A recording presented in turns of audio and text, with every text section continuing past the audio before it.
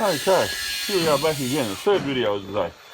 It's 9th of November 2020, and these are the three posts we're supposed to be fixing up. We've got that one, this one here, and we're cleaning up that one. Frank's in the process of cleaning that with the electric grinder at the moment, the battery grinder. This one is supposed to be plated, but we're not. We're gonna. You can see this one, she's cut right the way through. Okay, there's no longer any post there. So what we're going to do is cut that off 3 inches up, take that out to the ground, cut it off, and put make a section with a plate on the bottom. So we put 2 bolts into the footing and weld that up around there. So we can reinstate that steel stump.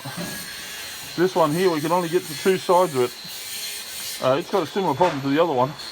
We've got to get around both sides. I've got to use a saber saw blade to try and get all the corrosion out of there. Try and clean up the best I can so I can get some penetrol into there to try and stop it from rusting.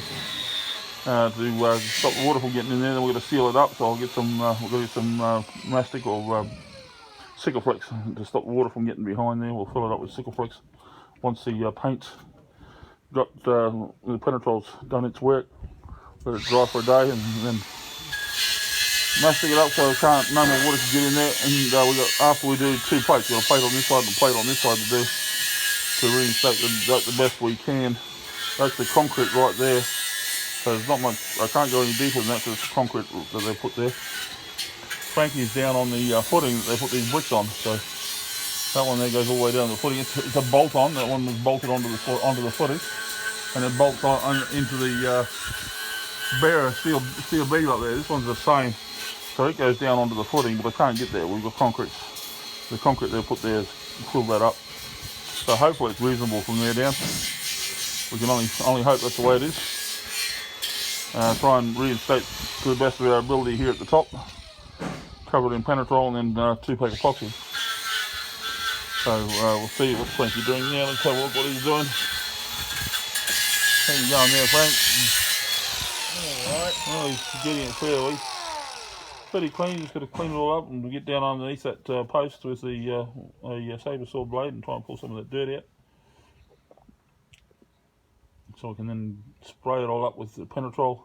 Let it dry for a day and then get in there with the same again, the Sikaflex around the bottom and stop the dirt from getting underneath the post.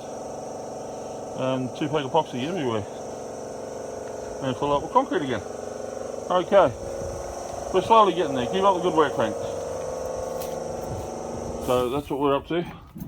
And with our look-see post there, to see how the rest of the house is, says the same thing. They're okay, they're savable.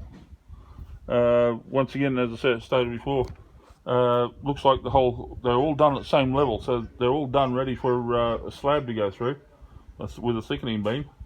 But of course the owner builder in their infinite wisdom back in the day didn't do the rest of the work, didn't slab it, saved the money, and yeah, just filled it up with dirt, expecting the steel post to survive.